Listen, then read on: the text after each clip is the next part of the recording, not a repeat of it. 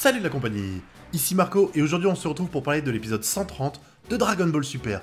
Un épisode que j'attendais pas spécialement au tournant, pour la simple et bonne raison qu'en fait j'avais lu les synopsis de l'épisode 130 et 131 et que je savais qu'en fait il n'y allait pas avoir en fait d'éléments essentiels qui allaient se passer dans cet épisode 130. Donc c'est vrai que je me suis mis devant ma télé en me disant bon bah on va regarder un épisode fleuve où il va pas se passer grand chose ou en tout cas pas de choses marquantes qui vont changer tout, mais pourtant je me suis rappelé dans ma tête de ce qui s'est passé dans l'épisode 129 que j'attendais pas non plus spécialement au tournant et qui finalement est un des meilleurs épisodes de l'arc. Donc je me suis dit pourquoi pas, on va garder un petit peu l'esprit ouvert, on va essayer de rêver un petit peu et on va voir ce que ça donne.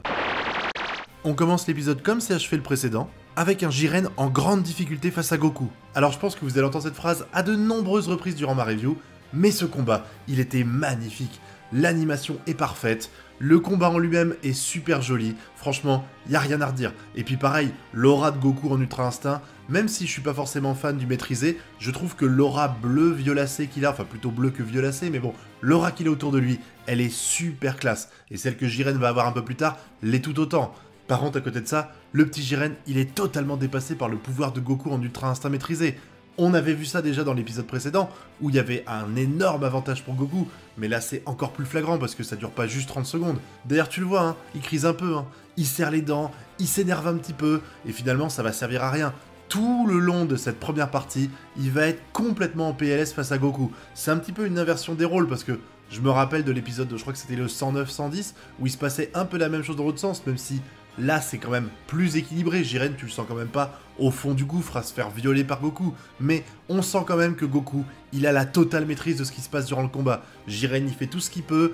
Et Goku, il neutralise ses attaques de Kikoa. Donc, on voit bien que maintenant, là, Jiren, il est obligé d'avoir un power-up pour le battre. Et c'est ce qui va arriver d'ailleurs. Jiren, il va s'énerver un petit peu. Et la scène où il s'énerve, elle est tellement classe.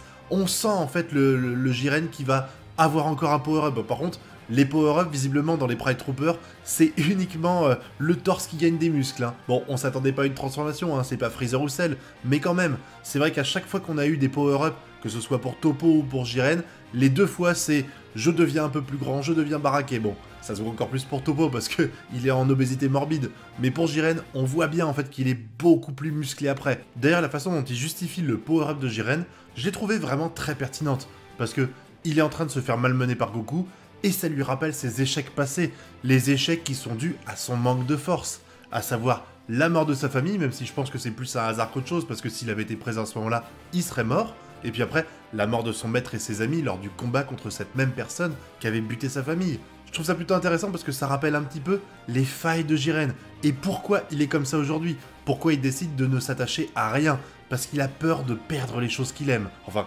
c'est ma conclusion à moi. Et à partir du moment où Jiren a droit à son tour à son power-up, alors on revient à la case départ, avec un Jiren qui va marteler Goku, et Goku qui va être en position de difficulté, jusqu'à ce qu'il retrouve carrément allongé au sol. Et ce combat-là était vraiment très intéressant. On voit un Jiren énervé, enragé par le fait d'avoir été mis en difficulté par Goku, et qui décide de répliquer à fond les ballons.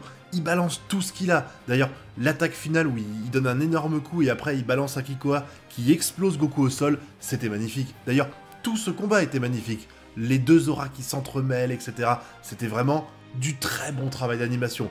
À ce moment-là, Goku, il est à terre, il n'arrive pas à se relever, et je me dis c'est terminé. Dans quelques secondes, il va perdre l'Ultra Instinct, et Jiren va l'éliminer. Et finalement non, parce que Krillin décide de nous ressortir l'arme fatale des shonen.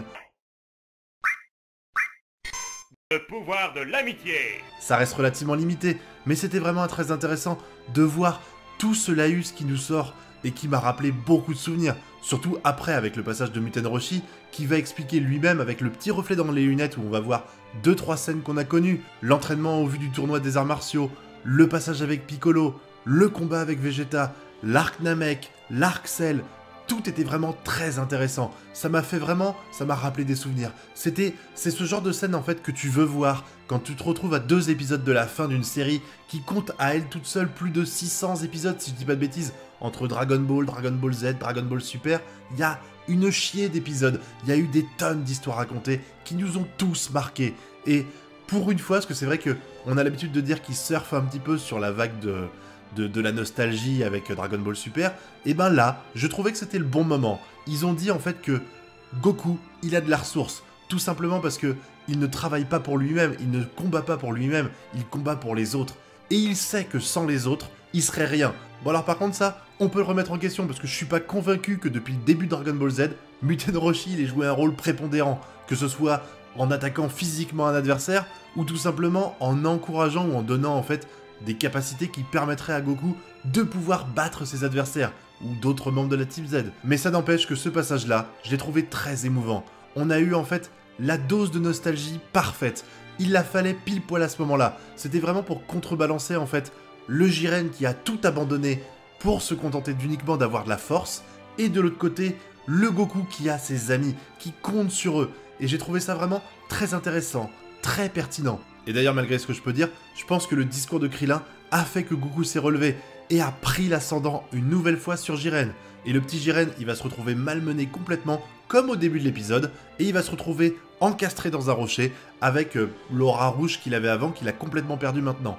Et ça va passablement l'agacer, parce que il va se retrouver devant un adversaire qui a en fait tout ce que lui a renié, tout ce que lui, à mon avis, aimerait bien avoir, parce que il avait une famille, il avait un maître, il avait des amis, et ils se sont retrouvés tous morts à cause de cet ennemi dont on n'entend pas parler et qui j'aurais aimé ait droit à son arc spécifique dans Dragon Ball Super et qu'il aura malheureusement jamais, je pense, mais ça l'agace passablement. Et il se dit que toutes les convictions qu'il a décidé d'abandonner avant pour se consacrer uniquement à la force pure, eh ben c'est caduque. Et il aurait dû en fait revenir sur sa décision et considérer en fait que le pouvoir de l'amitié, si je puis dire, ça a une importance. Et ça va l'énerver énormément. Il ne peut pas croire à ça, sinon ça voudrait dire que tous les fondements de ses principes sont faux. Et ça l'énerve tellement qu'il va décider d'attaquer le public. Et là, j'ai beaucoup de choses à dire sur cette phase-là. Parce que je ne comprends pas déjà d'une part pourquoi il réagit comme ça. Bon, on comprend, hein, il dit les amis c'est faible, donc enfin les amis c'est peut-être une force, mais c'est une force qui est très fragile. La preuve, dans l'idée, si Jiren il était devant eux, en 2 secondes il les élimine tous, et Goku il se retrouve seul au monde. D'ailleurs, ça devrait l'énerver, parce que si vous vous rappelez bien, c'est le fait que Freezer ait éliminé Krillin par exemple qui fait que Goku se passe en SSJ1, et c'est le fait que Cell ait éliminé C16 qui fait que Gohan passe en SSJ2. Donc on se dit que malgré tout, s'il avait éliminé tous les copains de Goku qui étaient dans les tribunes, je pense que ça aurait un petit peu gueulé. Goku il aurait peut-être eu l'Ultra Instinct maîtrisé x10, on sait jamais. Mais c'est vrai que la réaction de Jiren, elle me paraît un petit peu disproportionnée. Parce que je m'attendais pas à ce qu'il décide d'attaquer les gradins, ou alors on voit qu'il est vraiment au bout du rouleau en fait. Il est tellement énervé qu'il se rend plus compte de ce qu'il va faire. Et la réaction qu'a Goku derrière, elle m'a vraiment surpris.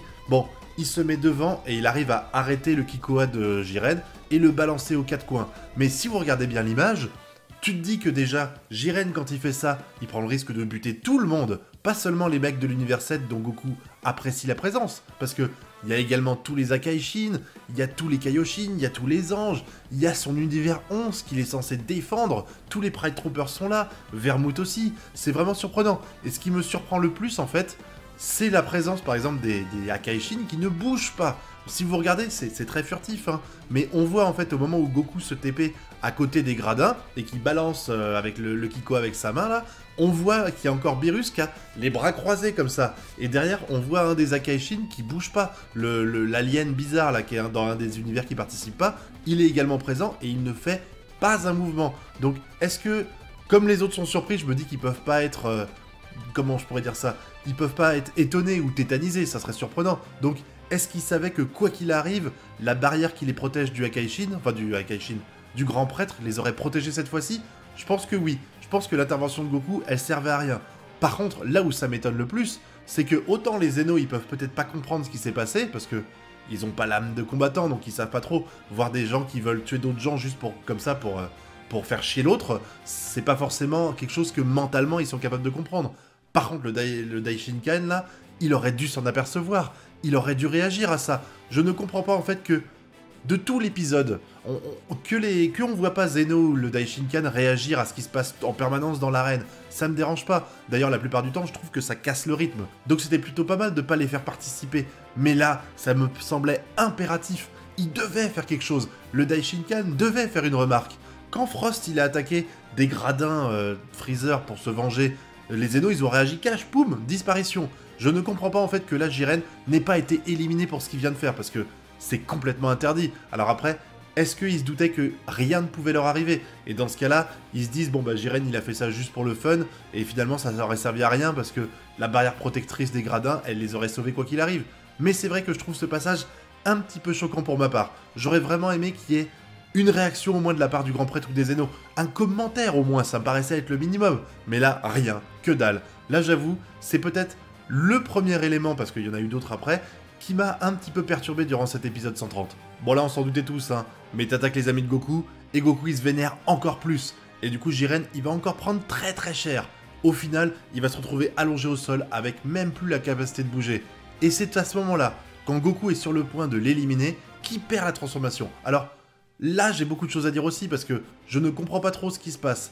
On nous explique pas grand chose en fait. Hein. La ligne de dialogue de Whis, je crois qu'il dit juste le pouvoir de l'ultra instinct maîtrisé, le prix à payer est très cher. Mais on n'a aucune idée. On sait juste qu'il perd l'ultra instinct et qu'il a l'air d'être blessé. C'est tout ce que j'ai compris. D'ailleurs, la scène qui est un peu en noir et rouge là, elle est très classe. Hein. Mais t'as l'impression en fait qu'il saigne, qu'il s'est pris un coup. D'ailleurs, la première réaction que j'ai eue, c'est de me dire ça y est, Freezer est passé à l'action. Il voit que Jiren est blessé, il va pousser Goku en dehors de l'arène et il va faire la même chose avec Jiren 2 secondes après.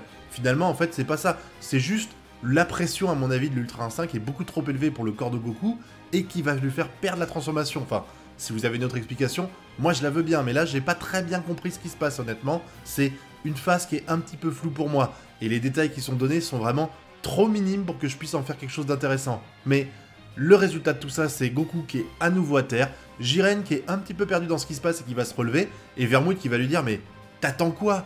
Efface-le, élimine-le pour qu'on gagne le tournoi. Et j'aime bien en fait la réaction de Jiren parce que autant je trouve que il a perdu des points dans mon estime quand il a essayé d'attaquer les copains de Goku, autant là, on voit une certaine hésitation. On voit, bon après, on se doute bien qu'il va le faire quand même, et c'est ce qu'il va faire d'ailleurs, il va essayer de l'éliminer en balançant Kikoa dans sa tronche. Mais on voit toute l'hésitation qu'il a. Et j'ai beaucoup aimé ce passage où il dit « Tu vas peut-être être éliminé, mais tu resteras en fait dans ma mémoire, donc tu vivras par mon intermédiaire. » J'ai trouvé ça pas mal parce que on sent en fait que le Jiren, il est un petit peu torturé là parce que il a tout mis au service de la force, mine de rien, depuis ces dernières années. Et finalement, il se rend compte que sa force, elle a pas suffi.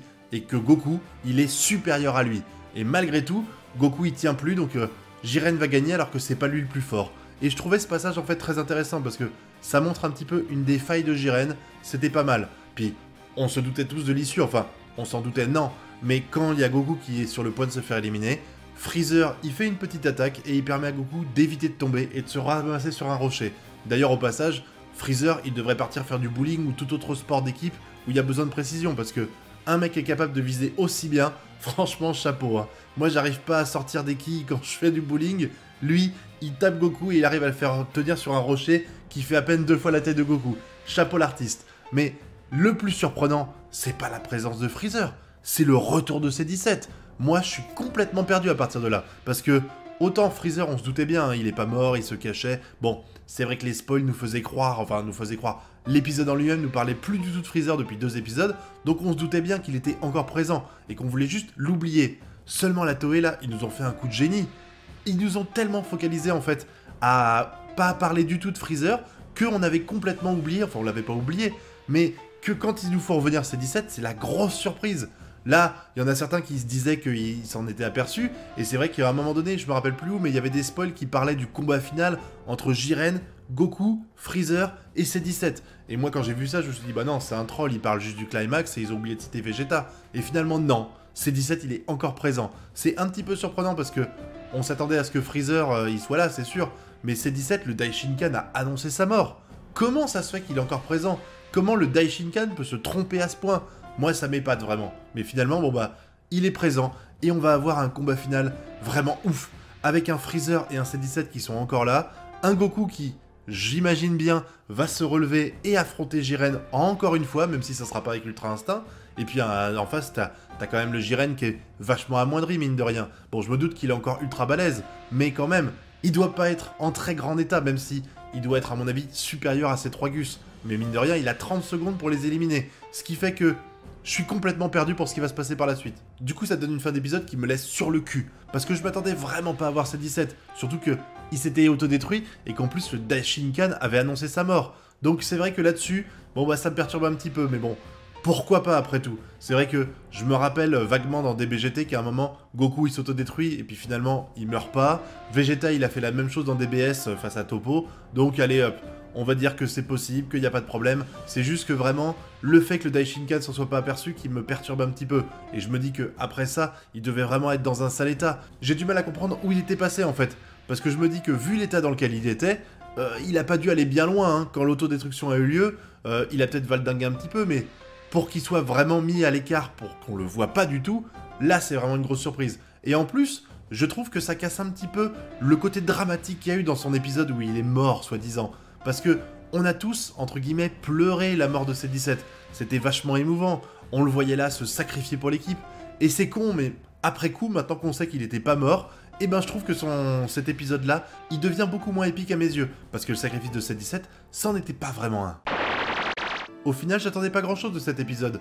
Je savais que l'issue du tournoi avait lieu dans le 131, donc c'est vrai que je me suis dit, le 130, il est là en fait pour nous montrer un combat épique, pour ne pas faire avancer l'intrigue en fait. C'était juste pour voir de la baston.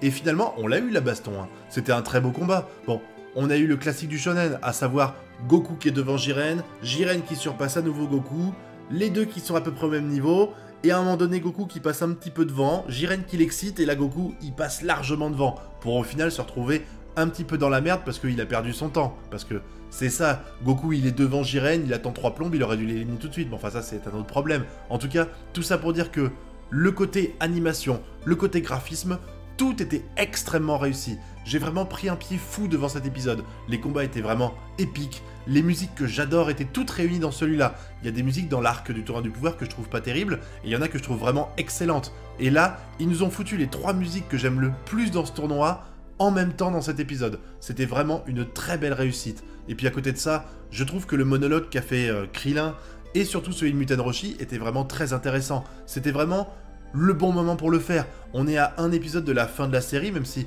elle reprendra peut-être en série, mais en tout cas elle va continuer en film, mais là c'est la fin de la série telle qu'on la connaît aujourd'hui, avant un grand paquet de temps visiblement, donc c'était bien de nous mettre à ce moment-là un petit historique de ce qui s'est passé durant les 400 ou 500 épisodes qu'il y avait avant, histoire de nous dire Goku il se bat pas tout seul, il a des amis avec lui, même s'il est tout seul sur l'arène, il compte sur eux, il a besoin d'eux pour gagner, et la réaction de Jiren derrière ça, elle est vraiment très intéressante. En fait, c'est marrant de voir ces deux points de vue qui sont totalement différents. Le Jiren, il a eu ça également, mais il a tout perdu, et il a décidé de rejeter ça pour se consacrer exclusivement à la force, et ne plus compter sur les autres, parce que les autres, c'est plus une faiblesse qu'autre chose. C'est un pouvoir qui est éphémère, qui est fragile en fait, que tu peux perdre à tout moment, parce que tes amis, eh ben ils peuvent mourir demain, alors que si tu comptes que sur toi et ta force brute, tu peux pas être déçu, sauf par toi-même évidemment, mais les autres peuvent pas te décevoir, c'est plutôt une bonne chose. Et je trouvais en fait que la divergence de point de vue comme ça, c'était intéressant, parce que on ne nous montre pas uniquement un grand gentil et un grand méchant qui s'affrontent, on nous montre juste deux convictions différentes, deux façons différentes en fait d'envisager le monde du combat, le monde des arts martiaux si je puis dire, et j'ai trouvé ça vraiment très intéressant. Par contre, je trouve que la réaction de Jiren d'attaquer le public, c'était vraiment pas terrible. Surtout que derrière, il n'y a aucune réaction. Les Akaishi ne disent rien, le Daishinkan dit rien, Zeno dit rien. Ça m'a vraiment beaucoup déçu. Parce que, quitte à mettre une scène comme ça, il fallait l'exploiter un peu plus. Parce qu'au final, on a vraiment l'impression qu'elle est juste là pour énerver un petit peu Goku, histoire qu'il se donne encore plus à fond. Alors que, je trouve que le développement de ce personnage de Jiren aurait pu être plus important grâce à ça, et on aurait pu voir une réaction du Daishinkan qui aurait été, je trouve, pertinente, parce que autant des fois je trouve que ils interagissent pour donner des informations dont on se fout royalement, ou qu'on connaît déjà et qui sont évidentes, mais là, j'aurais clairement aimé avoir leur point de vue sur ce qui vient de se passer. Et puis pareil, je comprends pas en fait qu'on a aucune réaction de la part des Pride Troopers, il n'y a pas un seul mec là, quand il balance son Kikoa sur le public, il le balance sur l'univers 7, mais il y a tout le monde à côté, donc tu te dis que si le truc explose, ça se trouve ça va buter la moitié des autres personnes qui sont pas de l'univers 7. Et pourquoi personne ne réagit?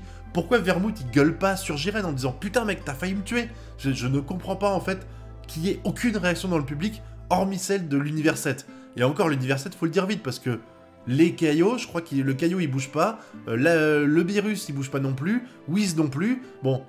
autant je peux peut-être comprendre éventuellement que Beerus et Whis ils soient pas inquiétés, c'est possible, hein, pourquoi pas. Mais par contre, Kaio par exemple, il aurait dû faire dans son froc également, hein. Et je trouve un petit peu dommage que on n'ait pas mieux exploité cette scène. Quitte à mettre une scène comme ça, c'était intéressant parce que ça montrait un peu le côté rageux et le côté désespéré de Jiren, qui voulait prouver à Goku que c'est lui qui avait raison et pas son adversaire. Mais finalement, je trouve que ça a été un petit peu mal exploité. Alors, je dis ça, mais tout le reste était très bien, hein.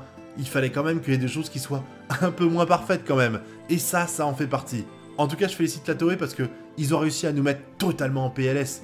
Franchement, vous étiez peut-être quelques-uns à savoir que C17 était encore en vie, mais qui aurait misé une bille sur le fait de voir C17 maintenant? Surtout que dans les synopsis et dans la preview surtout, on n'en parlait jamais. Et on faisait toujours référence quand on parlait par exemple là, dans le 131, bon bah, on nous disait que Freezer allait réapparaître à demi-mot. Bon, c'est pas du spoil parce que vous l'avez vu là, hein, mais on nous parlait pas du tout de C17. Donc tout le monde disait « Waouh, super, Freezer arrive, quelle surprise !» Et en fait, ils faisaient ça uniquement dans le but qu'on se focalise sur la présence de Freezer en nous disant « Vous nous le cachez, mais on est au courant, vous le faites très très mal. » Et finalement, bah, tout ça, ça aura servi uniquement à faire passer la pilule et à mettre C17 sur le devant de la scène alors qu'on s'y attendait absolument pas. Enfin, en tout cas pour ma part, quand les gens me disaient dans les commentaires « C17 arrive », je disais « Mais ouais mon gars, c'est ça, C17 arrive, allez, va prendre tes médicaments et va te coucher. » Finalement, c'est moi qui suis en PLS. J'avais tort et je le reconnais. Mais ça fait plaisir parce que ce que j'aime dans les shonen, c'est être surpris.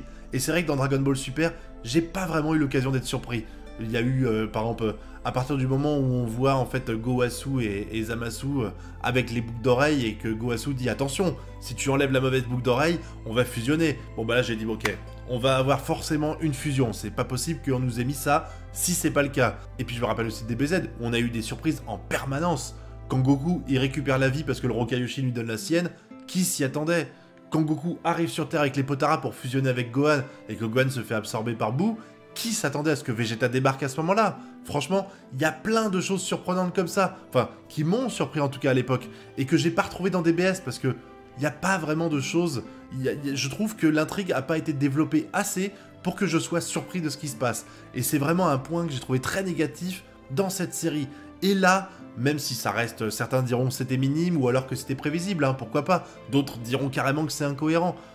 Là, c'est pareil, j'ai pas envie de me battre là-dessus. Il y a des arguments pour, il y a des arguments contre. Moi, perso, je reste neutre là-dedans. La présence de C17, je dis juste pourquoi pas. Je dis pas que c'est cohérent, je dis pas que c'est incohérent, je dis que ça peut se tenir. C'est un petit peu tiré par les cheveux, mais pourquoi pas. Mais en tout cas, ça fait là une grosse surprise. Et on se retrouve avec un combat final où il reste, si je dis pas de bêtises, 30 secondes, avec un Jiren qui doit faire face à Goku, à Freezer et à C17.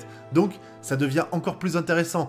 On se battait en fait à un moment pour savoir qui allait avoir les Dragon Ball entre Jiren, Goku ou Freezer. Finalement, C17 il revient dans le tas, hein. Peut-être que c'est lui qui fera son super vœu avec la croisière là. Mais en tout cas, je trouve que cet épisode était vraiment extrêmement réussi sur tous les plans. Vraiment, le côté graphisme, les combats, l'animation, tout était parfait. Pareil, les répliques, le power-up de Jiren, le dialogue de Muten Roshi et de Krillin, vraiment, c'était du nickel chrome.